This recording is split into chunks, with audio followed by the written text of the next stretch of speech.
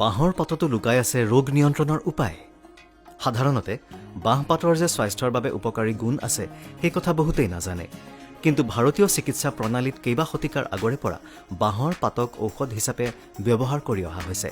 বাঁহপাতৰ ঔষধি গুণে ভালেমান স্বাস্থ্য সম্পৰ্কীয় চিন্তা দূৰ কৰাত সহায় কৰে।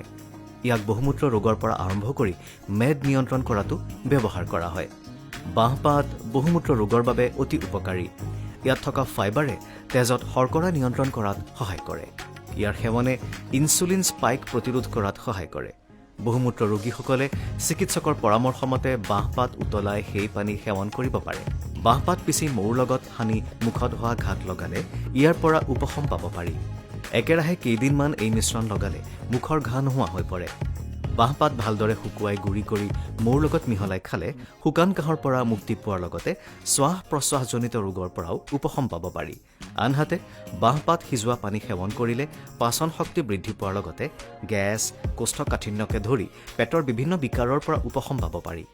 বাঁহপাত পিহি ছালত লগালে ছালৰ ভালেমান সমস্যা দূৰ হোৱাৰ লগতে ছালৰ উজ্জ্বলতা বৃদ্ধি পায় বুলি বিশেষজ্ঞসকলে কয়।